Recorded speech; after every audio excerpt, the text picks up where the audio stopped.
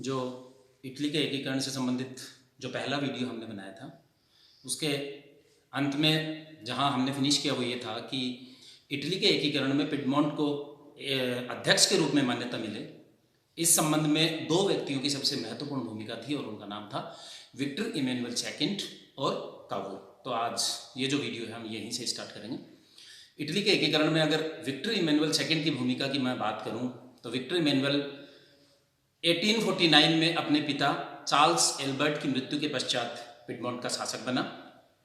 इसके शासक बनते ही ऑस्ट्रिया ने इसके सामने प्रस्ताव रखा कि यदि वो अपने पिता, उसके पिता ने 1848 में कोई एक उदार संविधान बना के अपनी प्रजा को समर्पित किया था, तो ऑस्ट्रिया ने विक्टर इमैनुअल सेकंड के सामने ये प्रस्ताव रखा कि यदि वो अपने पिता के द्वारा निर्मित उदार संविधान को रद्द कर दे तो ऑस्ट्रिया उसके साथ मैत्रीपूर्ण संबंध स्थापित कर सकता है। लेकिन विक्टर इमैनुअल सेकंड ने ऑस्ट्रिया के इस प्रस्ताव को खारिज कर दिया और इसीलिए विक्टर इमैनुअल सेकंड को ईमानदार शासक की भूमिका मिली। विक्टर इमैनुअल सेकंड की भूमिका और अगर मैं बात करूं तो 1858 में प्लोम्बियर्स का जो समझौता हुआ, इसका विस्तृत जिक्र आगे जब काबूल की चर्चा करेंगे तब हम करेंगे। तो 1858 के प्लोम्बियर समझौते में राष्ट्रहित को ध्यान में रखते हुए विक्टर इमैनुअल सेकंड ने अपनी बेटी क्लोथाइल्ड का विवाह फ्रांस के शासक नेपोलियन थर्ड के भाई जीरोम नेपोलियन के साथ करना स्वीकार कर लिया। 1859 में जो ऑस्ट्रिया सार्डिनिया युद्ध है, इसका भी विस्तृत जिक्र काबूल के समय हम करेंगे। 1859 में ऑस्ट्रिया सार्डिनिया जो युद्ध हुआ, उसमें जब काबूल अकेले ऑस्ट्रिया के साथ युद्ध करने की सोच रहा था तो उस समय विक्टर इमैनुअल सेकंड ने दूरदर्शिता का परिचय देते हुए काबूल को अकेले ऑस्ट्रिया के साथ युद्ध करने से रोका और इस प्रकार अपनी दूरदर्शिता का परिचय दिया। 1860 में किंगडम ऑफ टू सिसिलीज, जिसके बारे में हम पहले बात कर चुके हैं कि इसके अंतर्गत नेपल्स और सिसिली सम्मिलित थे, तो 1860 में किंगडम ऑफ टू सिसिलीज में विक्टर इमैनुअल सेकंड ने उस समय स्थिति को संभाला जिस समय गैरिबाल्डी ने स्थिति को लगभग बिगाड़ दिया था। और अगर मैं उसके योगदान की चर्चा करूं तो 17 मार्च 1861 को विक्टर इमैनुअल सेकंड एकीकृत इटली का सम्राट बना। तो इस प्रकार इटली के एकीकरण में विक्टर इमैनुअल सेकंड, पिडमोंट के शासक विक्टर इमैनुअल सेकंड की भी एक महत्वपूर्ण भूमिका हमें दिखाई देती है। अब हम चर्चा करेंगे काबूल की। काबूल वो किरदार है जिसने इटली के एकीकरण में सबसे महत्वपूर्ण भूमिका अदा की है। और अगर तीन किरदारों के मैं नाम लूँ तो जनरली जूसेप मैजिनी, काबूल और गैरिबाल्डी, ये तीन प्रमुख किरदार हमें इटली के एकीकरण में दिखाई देते हैं। तो अब हम योगदान की चर्चा करेंगे काबूल की। काबूल का जन्म ट्यूरिन में हुआ था जो पिडमोंट की कैपिटल थी। इसका जन्म एक शाही परिवार में हुआ था और सैनिक शिक्षा प्राप्त करने के पश्चात ये सेना में इसने अधिकारी के तौर पे नौकरी भी की थी। कुछ समय पश्चात इसने नौकरी छोड़ दी। 1830 की जो फ्रांस की क्रांति थी उससे काबूल बड़ा प्रभावित था। काबूल ने 1847 में एक अखबार भी चलाया था इल रिसोर्गीमेंटो के नाम से। इल रिसोर्गीमेंटो के नाम से 1847 में इसने एक अखबार भी निकाला था। कुछ समय बाद वो पिडमोंट की संसद का सदस्य भी बना और 1852 4 नवंबर 1852 को काबूल को पिडमोंट का प्रधानमंत्री नियुक्त किया गया। काबूल की विदेश नीति की चर्चा करने से पहले उसकी थोड़ी सी गृह नीति की चर्चा करना समीचीन होगा। अपनी गृह नीति के अंतर्गत काबूल ने आर्थिक, सैनिक और धार्मिक अनेक प्रकार के सुधार पिडमोंट में लागू किए। अगर उसकी संक्षेप में उसका वर्णन थोड़ा सा करें तो आर्थिक सुधारों के अंतर्गत काबूल ने पिडमोंट में औद्योगिक क्रांति को प्रोत्साहन दिया। पिडमोंट में नए नए उद्योग स्थापित किए और यूरोपीय देशों से अनेक प्रकार की व्यापारिक संधियां भी इसने की। अगर काबूल के सैनिक सुधारों की बात की जाए तो इसने 90,000 सैनिकों की एक विशाल रेजिमेंट तैयार की और एक नौसैनिक बेड़ा भी इसने पिडमोंट के लिए तैयार किया। धार्मिक सुधारों के अंतर्गत काबूल ने चर्च को राज्य के अधीन किया और क्लर्जीज धर्माधिकारी थे उनके विशेषाधिकारों को समाप्त किया और इसने जेसुइट्स या सोसाइटी ऑफ जीसस को भी पिडमोंट से निर्वासित कर दिया। अगर जेसुइट और सोसाइटी ऑफ जीसस की मैं बात करूं तो हम सब जानते हैं कि 1534 में एक स्पेनिश सोल्जर था इग्नेसियस लोयला, जिसने 6 लोगों के साथ में मिलकर पेरिस में इस संस्था की स्थापना की थी। इसके संस्थापक सदस्यों में फ्रांसिस जेवियर भी शामिल था। और जो सोसाइटी ऑफ जीसस या जेसुइट्स जिनको हम कह रहे हैं, ये जो संस्था स्थापित हुई इसके मुख्य उद्देश्य थे कैथोलिक धर्म के विरोधियों को कुचलना, कैथोलिक धर्म की में सुधार करना और विश्व में कैथोलिक धर्म के सिद्धांतों का प्रचार प्रसार करना। तो यूरोप से बाहर कैथोलिक धर्म का जो प्रचार प्रसार वर्तमान समय तक हम देखते हैं उसमें सोसाइटी ऑफ जीसस या जेसुइट्स की एक महत्वपूर्ण भूमिका रही है और इनको पिडमोंट से निर्वासित कर दिया कावूर ने। 1852 में कावूर ने नेशनल सोसाइटी के नाम से एक संस्था स्थापित की। इस संस्था का नारा था एकता और स्वतंत्रता, और इस संस्था का उद्देश्य था कि इटली के राज्यों का समर्थन पिडमोंट को मिले ताकि पिडमोंट के नेतृत्व में इटली का एकीकरण हो सके। तो नेशनल सोसाइटी के माध्यम से कावूर ने यह प्रयास किया कि इटली के अन्य राज्यों को इस बात के लिए तैयार किया जाए कि वो पिडमोंट के नेतृत्व को स्वीकार करें ताकि इटली का एकीकरण पिडमोंट के नेतृत्व में संभव हो सके। अब सबसे महत्वपूर्ण चर्चा जो है वो है कावूर द्वारा अपनाई गई विदेश नीति की, और इसे हम दूसरे शब्दों में कहें तो ये भी कह सकते हैं कि ये इटली के चरण हैं। अब हमें धीरे धीरे इटली का एकीकरण होता हुआ विभिन्न चरणों में दिखाई देगा। तो कावूर की विदेश नीति की अगर मैं चर्चा करूं तो कावूर के इतिहास के रंगमंच पर आने से पहले जो नीति चल रही थी वो थी इटालिया फेरा देसे। इटालिया फेरा देसे, जिसका अर्थ ये है कि कावूर के रंगमंच पर आने से पूर्व जो भी संस्थाएं और जो भी व्यक्ति इटली के एकीकरण के लिए प्रयासरत थे, उनकी मूल भावना यही थी कि इटली बिना किसी विदेशी सहायता के अपना एकीकरण स्वयं करने में समर्थ है। लेकिन कावूर इस नीति पर पहुंचा कि पिडमोंट के नेतृत्व में इटली का एकीकरण बिना विदेशी सहायता के संभव नहीं है। तो अब कावूर ने निश्चय कर लिया कि पिडमोंट के नेतृत्व में इटली का एकीकरण करने के लिए उसे अन्य किसी न किसी विदेशी सहायता की जरूरत या विदेशी शक्ति की सहायता जरूर लेनी चाहिए। कावूर इंग्लैंड का सहयोग लेना चाहता था। इंग्लैंड की पिडमोंट के प्रति सहानुभूति तो थी, लेकिन वो ऑस्ट्रिया के विरुद्ध पिडमोंट को सक्रिय सहायता देने के लिए तैयार नहीं था। और अब जो सबसे महत्वपूर्ण है वो है क्रीमिया का युद्ध 1854 टू 1856, 1854 से 1856 क्रीमिया का युद्ध।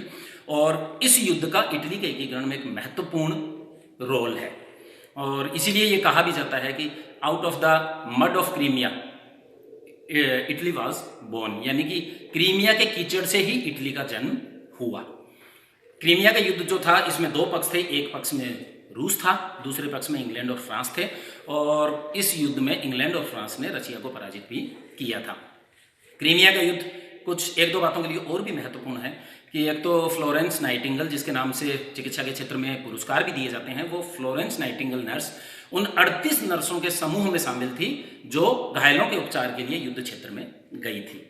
दूसरा, क्रीमिया के युद्ध में सबसे पहले एनफील्ड राइफल का प्रयोग किया गया था, और भारतीय इतिहास के संदर्भ में हम देखें तो 1857 की जो क्रांति हुई थी उसका एक तात्कालिक कारण था कि उस समय की ब्रिटिश सरकार ने या उस समय की कंपनी सरकार ने ब्राउन बेस राइफल्स के स्थान पर एनफील्ड राइफल का प्रयोग करना आरंभ किया था।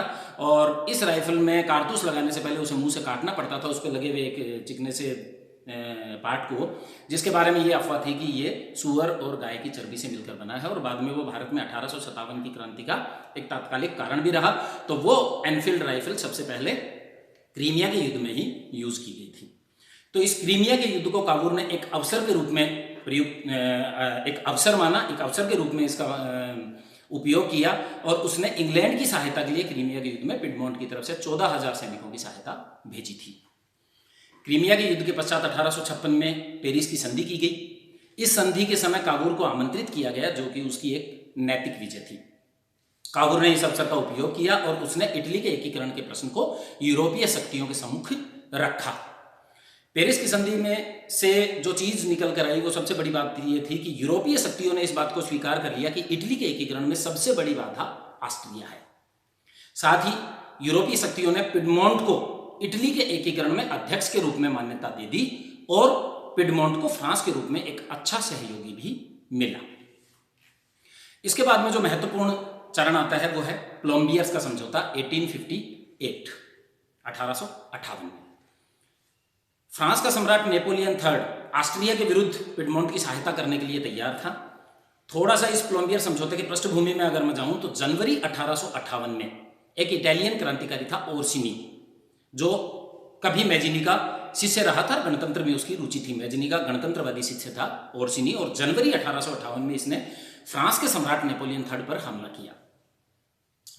हमले को असफल करके ओर्सिनी को जेल में डाल दिया गया, और ओर्सिनी ने जेल में से 2 पत्र नेपोलियन III को लिखे, जिसमें उसने आह्वान किया नेपोलियन III का कि चूंकि उसमें इटालियन खून है, इसलिए इटली के एकीकरण में उसे सहायता करनी चाहिए।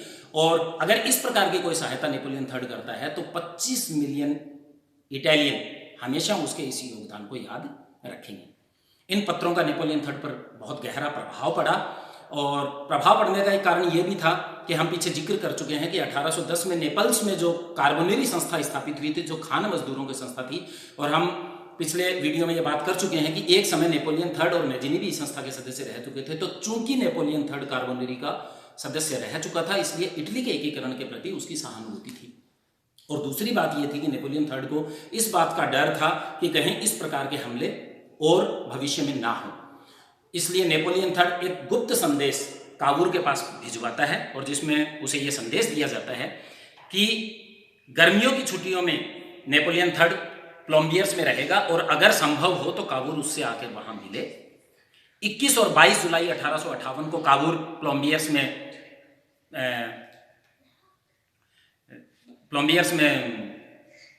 नेपोलियन थर्ड के साथ मुलाकात करता है, और उसके फलस्वरूप प्लम्बियर्स का समझौता होता है।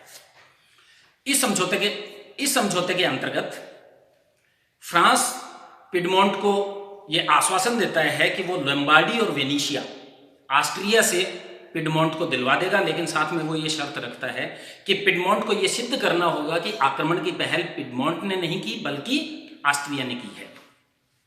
साथ ही ये भी निश्चित किया जाता है कि पोप की अध्यक्षता में एक इटालियन संघ का निर्माण किया जाएगा, जो इस प्रकार होगा: उत्तरी इटालियन साम्राज्य, जिसमें शामिल होंगे पार्मा, मोडेना, टस्कनी, लोम्बार्डी और Venetia. Parma, Modena, Tuscany, Lombardy और वेनेशिया उत्तरी इटालियन साम्राज्य में शामिल होंगे, और ये विक्टर इमैनुअल सेकंड को दे दिया जाएगा। दूसरा होगा मध्य इटालियन साम्राज्य, जिसमें रोमेगना और पेपल स्टेट शामिल होंगे, और इस पर पोप का अधिकार होगा। और तीसरा जो इसका इटालियन संघ का जो भाग होगा वो होगा किंगडम ऑफ टू सिसिलीज, जिसमें नेपल्स और सिसिली सम्मिलित होंगे। प्लम्बियर्स के समझौते में यह भी डिसाइड किया गया कि विक्टर इमैनुअल सेकंड अपनी बेटी क्लोथाइल्ड का विवाह नेपोलियन थर्ड के भाई जीरोम नेपोलियन के साथ करेगा, और क्षतिपूर्ति के रूप में यह भी निश्चित किया गया कि फ्रांस जो पिडमोंट की मदद करेगा उसके बदले में सेवोय और नीस क्षतिपूर्ति के रूप में फ्रांस को मिलेंगे। अब अगला जो चरण है, महत्वपूर्ण चरण है इटली के एकीकरण का, वो है ऑस्ट्रिया सार्डिनिया युद्ध 1859। प्लम्बियर्स के समझौते में यह तय हो चुका था कि फ्रांस ऑस्ट्रिया के विरुद्ध पिडमोंट की मदद करेगा, वो लोम्बार्डी और वेनेशिया ऑस्ट्रिया से उसको दिलवाने में मदद करेगा, लेकिन उसे यह सिद्ध करना होगा कि आक्रमण की पहल ऑस्ट्रिया ने की है, न कि पिडमोंट ने। और अपनी इसी योजना के ऊपर विक्टर इमैनुअल सेकंड और काबूल काम करना स्टार्ट कर देते हैं। विक्टर इमैनुअल सेकंड उत्तेजक भाषण देने स्टार्ट कर देता है, और साथ ही नेशनल सोसाइटी द्वारा भी पिडमोंट के समर्थन में सहानुभूति का माहौल तैयार करना स्टार्ट कर दिया जाता है। पिडमोंट लोम्बार्डी की सीमा पर अपनी सेना भेज देता है, बदले में ऑस्ट्रिया भी लोम्बार्डी की सीमा पर अपनी सेना भेज देता है। अब यूरोपीय शक्तियां शांति के प्रयासों में जुट जाती हैं, जिसमें यह निश्चित किया जाता है कि एक अंतर्राष्ट्रीय सम्मेलन बुलाया जाए, लेकिन काबूल इस प्रकार के किसी भी अंतर्राष्ट्रीय सम्मेलन के पक्ष में नहीं था। ऑस्ट्रिया यह चाहता था कि एक अंतर्राष्ट्रीय सम्मेलन तो बुला लिया जाए, लेकिन पिडमोंट को इसमें आमंत्रित नहीं किया जाए, और ऑस्ट्रिया मांग करता है कि लोम्बार्डी की सीमा से पिडमोंट अपनी सेनाएं हटाए। इंग्लैंड का रुख जो था वो ये था कि इंग्लैंड ये तो चाहता था कि अंतर्राष्ट्रीय सम्मेलन में पिडमोंट को शामिल किया जाए, उसको भागीदार बनाया जाए, लेकिन वो साथ ही ये भी चाहता था कि पिडमोंट लोम्बार्डी की सीमा से अपनी सेना हटा ले। जब कोई हल नहीं निकलता तो ऑस्ट्रिया फाइनली 3 दिन का अल्टीमेटम देता है, और इस 3 दिन के अल्टीमेटम के पश्चात वो पिडमोंट पर आक्रमण कर देता है। और पिडमोंट पर आक्रमण के साथ ही चूंकि काबूल की जो चाल थी वो सफल हो जाती है, और इसीलिए काबूल कहता है कि the die is cast, we have made history, यानी कि पासा चल दिया गया है, हमारी चाल सफल हो गई है और हमने इतिहास का निर्माण कर दिया है। ऑस्ट्रिया के आक्रमण करते ही फ्रांस के सम्राट नेपोलियन थर्ड ने फ्रांस की तरफ से ऑस्ट्रिया के विरुद्ध युद्ध की घोषणा कर दी, और फ्रांस की सेना का नेतृत्व नेपोलियन थर्ड खुद करता है। जून 1859 में सोल्फेरिनो नामक स्थान पर ऑस्ट्रिया और फ्रांस के मध्य युद्ध होता है, जिसमें फ्रांस ऑस्ट्रिया को पराजित कर देता है, लोम्बार्डी पर अधिकार कर लेता है, और ऑस्ट्रिया को वेनेशिया में धकेल देता है। जिस समय ऑस्ट्रिया सार्डिनिया युद्ध ये घटनाक्रम चल रहा था, उसी समय जो मध्य इटली के राज्य थे पार्मा, मोडेना और टस्कनी, और जहां पर 1815 की कांग्रेस ऑफ वियना की वैधता के सिद्धांत के आधार पर ऑस्ट्रिया के हैप्सबर्ग डायनेस्टी के शासकों का अधिकार था, वहां जनता उनके खिलाफ विद्रोह कर देती है। पार्मा, मोडेना और टस्कनी से हैप्सबर्ग वंश की हैप्सबर्ग डायनेस्टी के शासकों को बेदखल कर दिया जाता है, और साथ ही रोमेगना पर से भी पोप का अधिकार समाप्त हो जाता है।